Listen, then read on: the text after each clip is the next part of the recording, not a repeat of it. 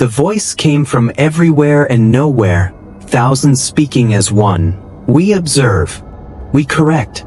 We absorb. Commander Elias Kane stared at the obsidian sphere hanging in space like a hole in reality itself. Behind him, Dr. Mara Voss whispered the words that would change everything. It's a hive mind. They see individuality as a disease. Then a section of Bastion 9, 200 souls, simply ceased to exist. No explosion. No debris. Just nothing. They're not trying to kill us, Mara's voice shook. They're trying to correct us. Kane's jaw tightened. Then let's show them what happens when humans refuse to be corrected. What followed would prove that humanity's greatest weapon wasn't technology or firepower. It was the beautiful, chaotic, unpredictable mess of 3,000 individual minds refusing to become one. Story begins. The silence had a weight to it. Lieutenant Aisha Rahman felt it first, sitting at her communications console aboard Bastion 9, the massive orbital station that floated like a steel flower at the edge of humanity's explored territory. For 3 hours, every channel had gone quiet, not the comfortable quiet of deep space, but something else. Something that pressed against her eardrums like deep water. Commander Kane, she said, not taking her eyes off the monitors. I'm getting something weird. Commander Elias Kane looked up from the tactical display where he'd been reviewing supply manifests. At 42, he had the kind of face that suggested he'd seen too much and forgiven too little. Sharp jaw, gray threading through dark hair, eyes that seemed to calculate odds even when he smiled. Weird how? It's not what I'm getting. It's what I'm not getting.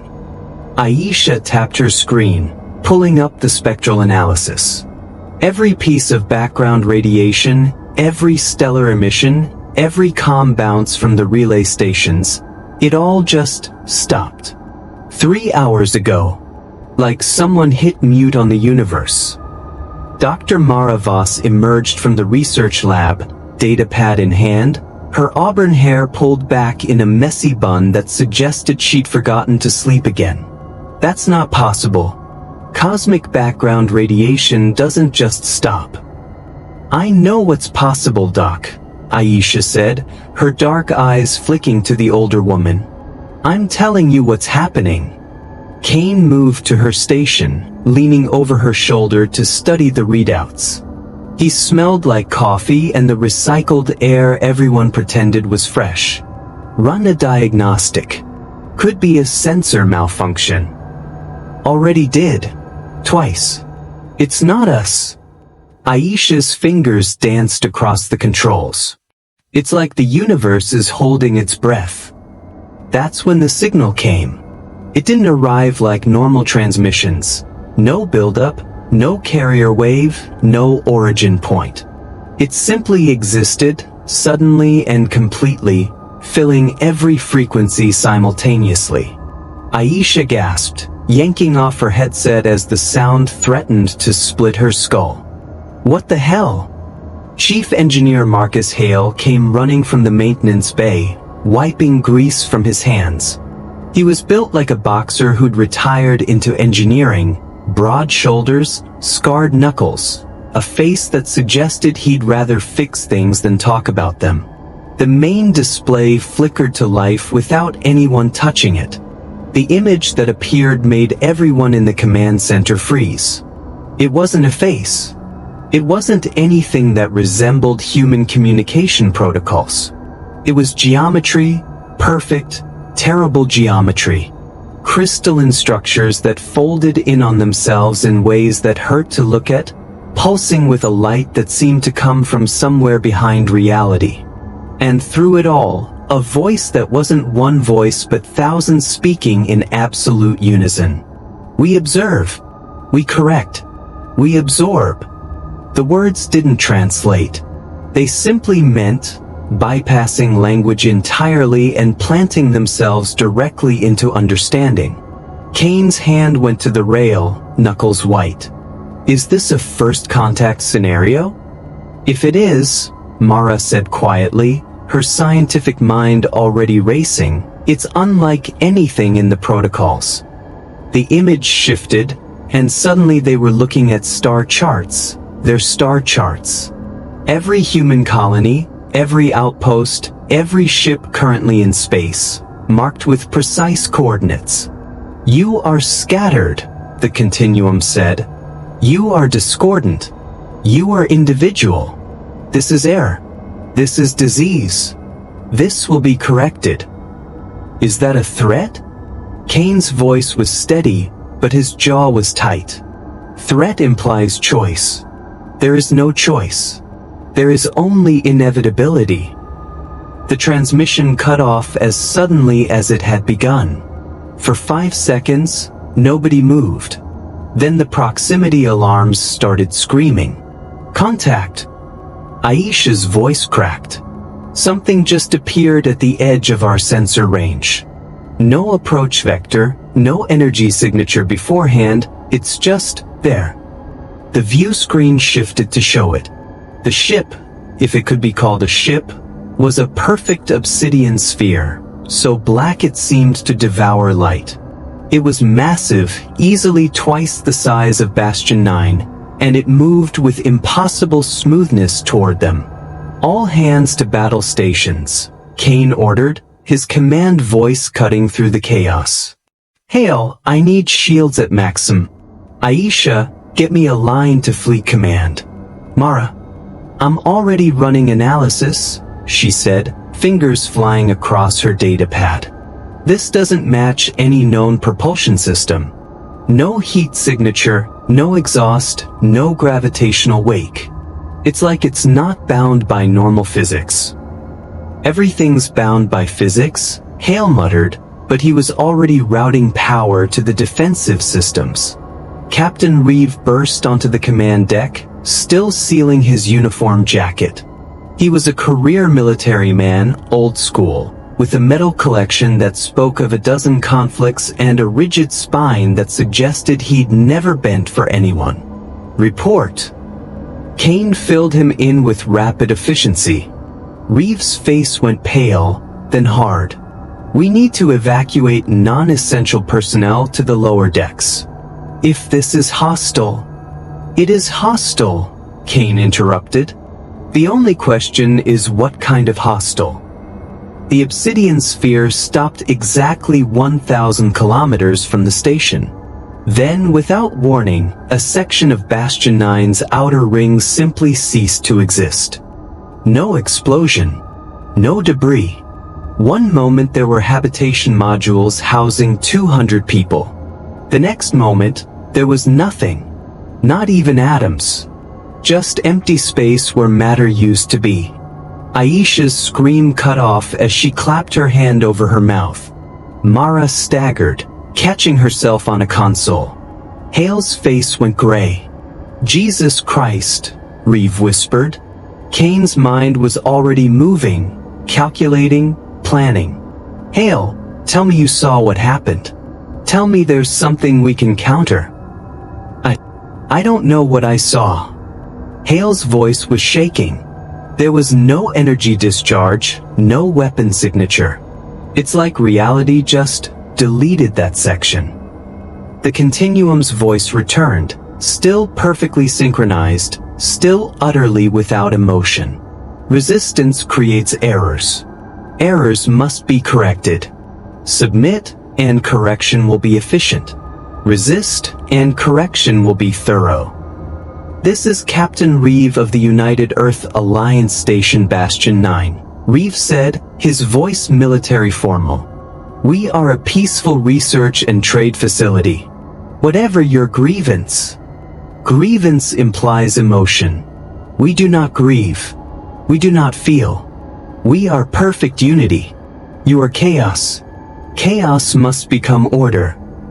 Another section vanished. This time it was agricultural, the hydroponic gardens that fed the station's 3,000 souls. Gone. Just gone. They're picking us apart, Aisha said, her voice hollow. They're showing us they can erase us piece by piece. Kane's mind was racing. Every tactical manual he'd ever read, every combat scenario he'd trained for, none of it applied to an enemy that could simply delete matter. But something in his gut, the same instinct that had kept him alive through 3 wars, was screaming at him. "Mara," he said quietly. "That voice. All those voices speaking as one. You're the psychologist. What does that tell you?" She looked at him, understanding dawning in her green eyes. "It's not a translation effect. They actually are speaking as one. Perfect synchronization. Perfect unity." Her voice dropped to a whisper. "It's a hive mind. Not like ants with chemical communication. True neural unity. Thousands, maybe millions of minds functioning as a single consciousness. And they called individuality a disease." Yes. Mara's hands were shaking. To them, every separate mind is an error in the universe. They're not trying to kill us. They're trying to correct us. Kane turned to Reeve. "We need to evacuate. Get everyone to the core sections and prepare to abandon station. We can't just run. We're not running. We're surviving long enough to figure out how to fight." Kane's voice was hard.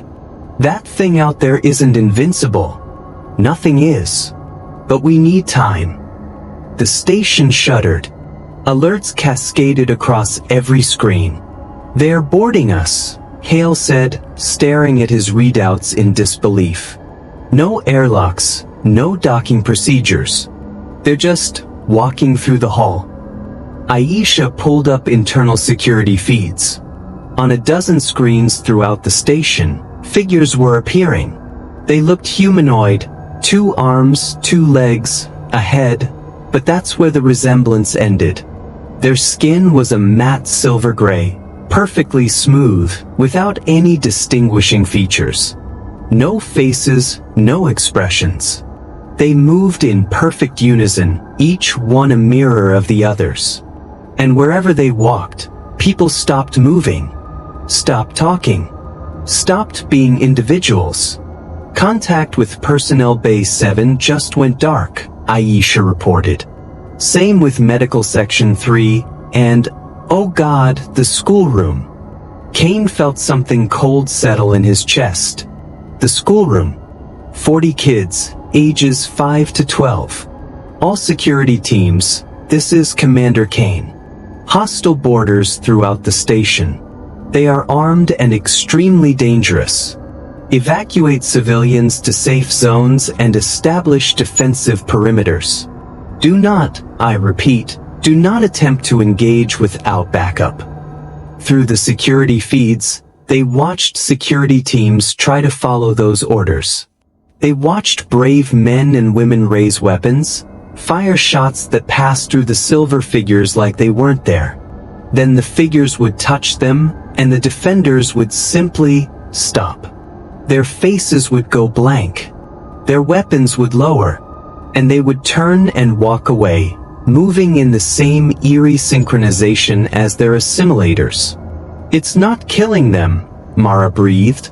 "It's absorbing them, adding them to the collective." "How long?" Kane asked, his voice tight. "How long what? How long before those people aren't people anymore?" Mara studied the feeds, her scientific mind working even through horror. The neural patterns stabilize within 90 seconds. After that, she swallowed. After that, they're part of the continuum. Individual consciousness suppressed, subsumed into the whole. So we have 90 seconds to save them. If we can figure out how. Kane was already moving. "Hale with me. We're going to Personnel Base 7. If we can extract some of those people before the process completes." "Commander, you can't," Reeve started. "Watch me." Kane was already at the door. "Mara, I need you analyzing everything you can about that conversion process. Aisha, keep me updated on their movements. Captain, you have command. If this goes south, blow the core and get everyone to the escape pods. Kane. But he was already gone, Hale on his heels. They ran through corridors that had become alien, past viewports showing the obsidian sphere hanging in space like a malevolent god. Emergency lights strobed red, and the station's AI voice calmly announced sectors going dark one by one. "This is insane," Hale panted, keeping pace. "What are we even going to do when we get there?" "I'll think of something." "That's not a plan." "It's the only plan that matters." Kane vaulted over a collapsed support beam. "We can't let them take everyone without a fight. The moment we accept that we've lost, we actually lose." They reached Personnel Bay 7 to find the doors sealed. Through the reinforced window, they could see chaos. 20 station personnel backed into a corner, security officers forming a thin line between them and 3 silver figures that advanced with mechanical precision. "Can you override the locks?" Kane asked. Hale was already at the panel. "Give me 30 seconds. They didn't have 30 seconds. One of the security officers, Kane recognized him as Sergeant Mills, a good man with a wife and twin daughters, fired his plasma rifle point blank at the nearest figure. The bolt passed through it like mist. Then the figure touched him. Mills froze. His eyes went wide, then empty. His rifle clattered to the floor. And when he looked up again, his face was blank, peaceful, utterly without self. "No, no, no," Kane muttered, pounding on the door. "Hale!" "Almost there, got it." The door hissed open. Kane burst through, grabbing Mills by the shoulders. "Sergeant!" "Mills, can you hear me?" Mills looked at him with eyes that saw but didn't recognize. "There is no Sergeant Mills. There is only the Continuum. Submit. Be corrected. Be perfect." Kane felt his stomach drop. Mara had said 90 seconds. It had been maybe 40. The process was accelerating. The other 2 silver figures turned toward them in perfect synchronization. Hale raised his multi-tool like a weapon, which would have been funny if it wasn't so desperate. "Back!" Kane shouted to the civilians. "Get back to the escape pods." They ran, but the silver figures didn't pursue. They weren't interested in people who were running. They wanted people they could touch, convert, absorb. One of them reached for Kane. He dodged, his combat training kicking in, but there was something wrong about the way it moved. It wasn't predicting his movements. It was reacting perfectly, adjusting in real time, like it was reading his mind. Because it was. A hive mind would share all sensory input. Every converted human fed their knowledge, their instincts, their muscle memory into the collective. It was learning how to fight humans by fighting humans. "We need to get out of here." Hale grabbed Kane's arm. But Kane was staring at the silver figures, at Mills' blank face, at the way they moved in absolute synchronization. And something clicked in his mind. The thing his instinct had been screaming about since this started. "They're too perfect," he said. "What?" "They're too synchronized. Too unified. That's not strength, Hale. That's a weakness." He grabbed a fire extinguisher from the wall and hurled it at one figure. As predicted, all 3 moved to dodge in exactly the same way, at exactly the same time. The extinguisher passed harmlessly between them, but Kane had seen what he needed to see. "Come on." He ran. They made it back to the command center to find organized chaos. Reeve had the remaining security teams establishing defensive positions, Aisha was coordinating evacuations, and Mara was surrounded by screens showing neural scans and brain activity patterns. "Talk to me," Kane said. Mara didn't look up. "The conversion process is fascinating and horrible. They're not erasing the individual consciousness. They're suppressing it, locking it away while overlaying a unified neural network. It's like, imagine your brain is a computer. They're not deleting your files, they're just preventing you from accessing them while running their operating system on top. Can it be reversed? Maybe? If we could disrupt the network signal, sever the connection. She shook her head. But I'd need to study one of them up close, figure out how the link works. I can get you one. Everyone turned to stare at him. Commander, Reeve said carefully, how exactly do you plan to capture one of those things? Kane moved to the tactical display, pulling up the station schematics. They're networked. That means they need some kind of signal to maintain the link. Hale, your hydroponics bays use electromagnetic containment fields for the growth chambers, right? Hale's eyes widened. Yeah, but those are calibrated for plants, not. Can you repurpose them? Amplify them? Create a dead zone for whatever frequency they're using? Maybe? But I'd need to know what frequency they're using, and we'd have to lure one into the bay, and even then... Aisha, Kane interrupted. You said you detected that weird silence before they arrived. The universe holding its breath. Can you isolate that frequency? She was already working. If I invert the sensor data, look for what's not there instead of what is. Her fingers flew.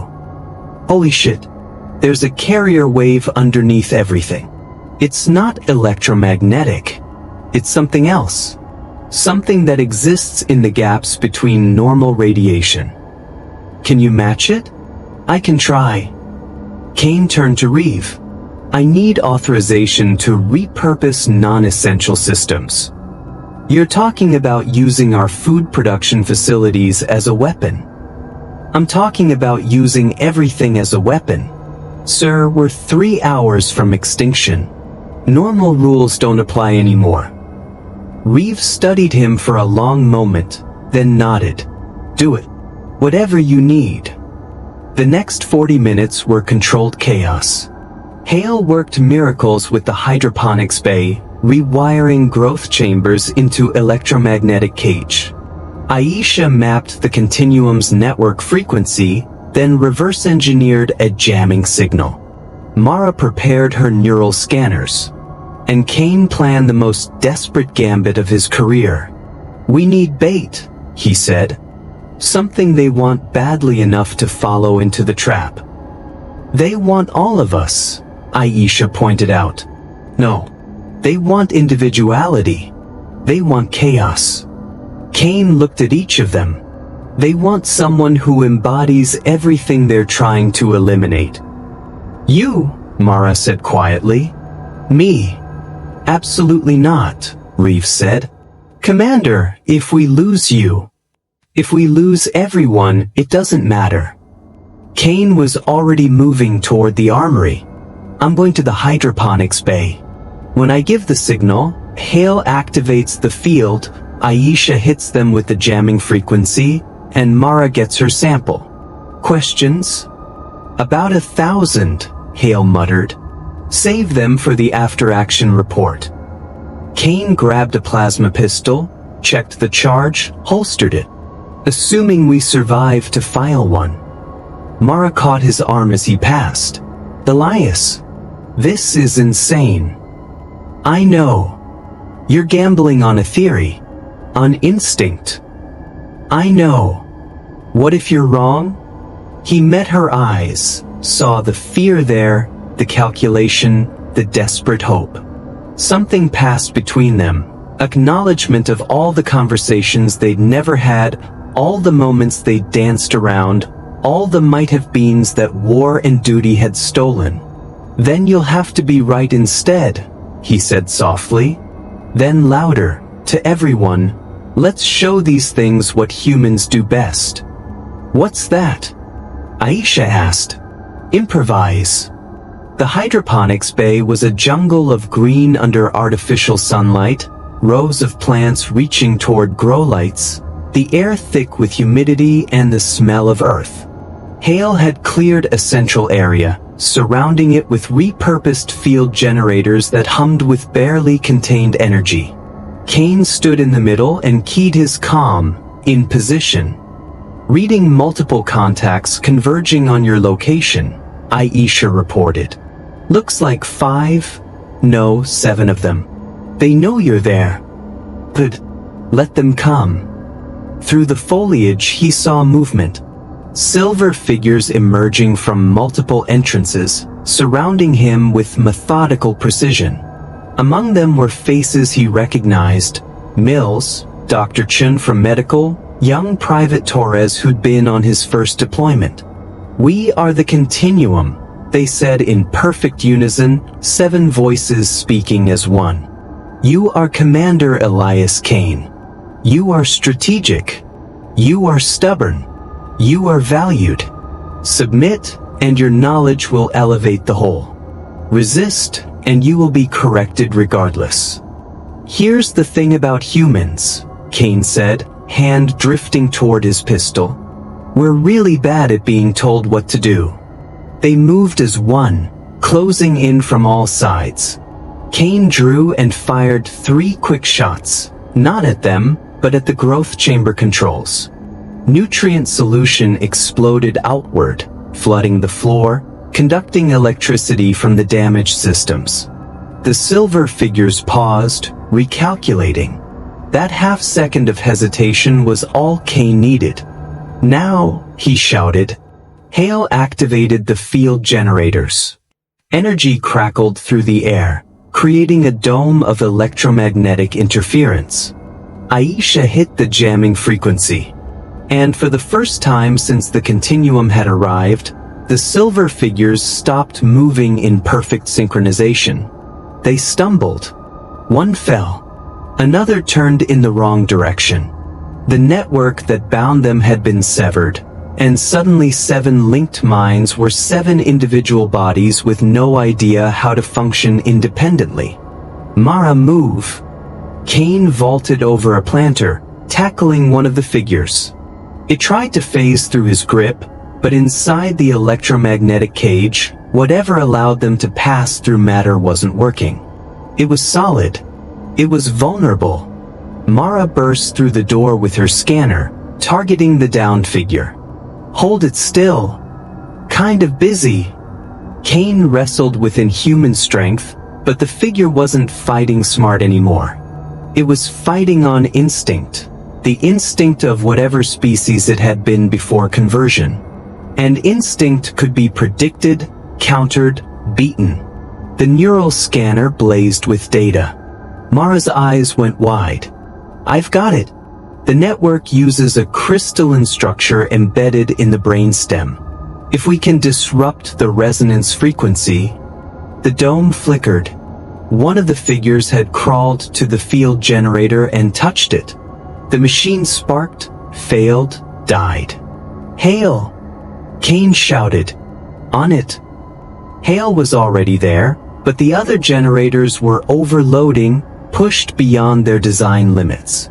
The silver figures straightened as the network link re-established. They turned to Kane as one, and this time their voices carried something new. Not emotion. The Continuum didn't do emotion, but recognition. Acknowledgement. "You are unexpected," they said. "Chaos. Improvisation. Individual brilliance creating systemic vulnerability. This is the flaw of independence. This is why you must be corrected." They advanced. Kane raised his pistol, knowing it wouldn't help. Then Aisha's voice crackled over the comm. "Commander, I'm detecting massive power fluctuations in the Continuum ship. They're preparing to delete the entire station." "How long?" 2 minutes. Maybe less." Kane looked at the advancing figures, at Mara still clutching her scanner with precious data, at Hale trying to restore the generators. 2 minutes to live. 2 minutes to matter. "Reeve," he said into his comm, "evacuate. Everyone to the escape pods." "That's an order." "Commander." "Captain, There's no time to argue. Get our people out. We'll buy you the time. He could hear Reeves' hesitation, could almost see the old soldier calculating odds and options. Then, understood. Godspeed, Commander. The evacuation alarms blared. Through the viewport, Kane could see escape pods beginning to launch, tiny sparks of hope fleeing into the dark. Well, Hale said, standing beside him with a wrench in hand. Hell of a last stand. Could be worse, Kane replied. How? Could be raining. Despite everything, Hale laughed. So did Mara. Even Aisha, still at her console, let out a sound that was half sob, half giggle. And that's when Kane saw it. The silver figures had stopped advancing. They were standing motionless, heads tilted in identical poses of confusion. Mara, he said slowly, what would happen if the Continuum encountered something it couldn't process? Something that didn't fit its logic? It would, I don't know. Pause? Analyze? Try to understand before acting? She looked up at him. Why? Kane was grinning now, wild and fierce. Because we just did something they can't understand. We laughed. In the face of death, with no hope of survival, we made a joke and laughed. So they don't have emotions. They don't have individuality. They've probably assimilated hundreds of species, but has any of them ever laughed when they should have been afraid? Has any of them ever made friends with death? He walked toward the silver figures, hands spread wide. You said you observe, correct, absorb. Well, observe this. We know we're going to die. We accept it. And we're still standing here, still fighting, still making stupid jokes because that's what humans do. We don't need your perfect unity. We don't need your absolute order. We have something better. What? The Continuum's voice came from the figures, but also from the station's speakers, from the very air. What could be better than perfection?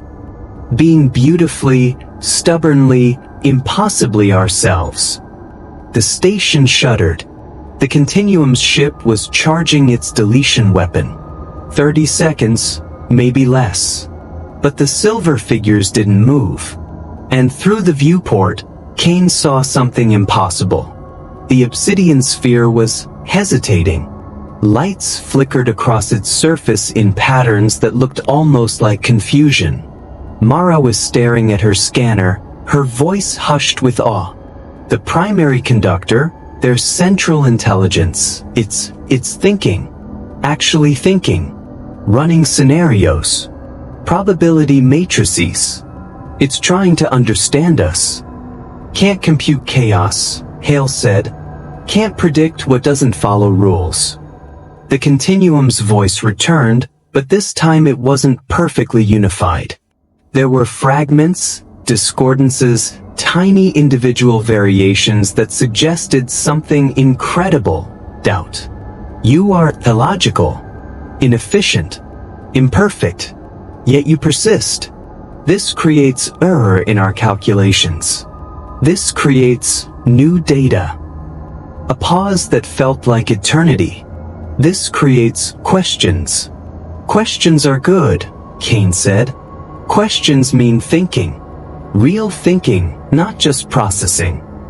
Another pause. The station's power system stabilized. The deletion weapon powered down. We will consider. This is unprecedented. This requires understanding. You have earned it. The silver figures collapsed, the Continuum's presence withdrawing from them. Their silver skin faded to reveal the humans underneath. Mills, Chen, Torres, all unconscious but breathing their own selves again. The obsidian sphere hung in space for another moment, then simply vanished, blinking out of existence as mysteriously as it had arrived. For 10 seconds, nobody in the command center moved. Then Aisha started crying. Hale sat down hard on the floor. Mara looked at Kane with an expression that mixed relief, disbelief, and something warmer. What just happened? Reeves' voice came over the comm, tinged with shock. Did they leave? They left, Kane confirmed. They're not gone. They're out there, thinking, processing, trying to understand. But they left. How? Kane looked at his crew. His impossible, brilliant, chaotic, beautiful crew. We showed them something they'd never seen before. We showed them that being imperfect isn't a weakness. It's what makes us human. Outside, the stars blazed with indifferent fire. Somewhere in that vast dark, the Continuum was experiencing something new. Something dangerous. Something that might eventually destroy it or save it. And on Bastion 9, 3,000 human souls began the long work of healing, rebuilding, and preparing. Because they knew the Continuum would return. Eventually. Inevitably. With beautiful, stubborn, impossible individuality. With chaos. With hope.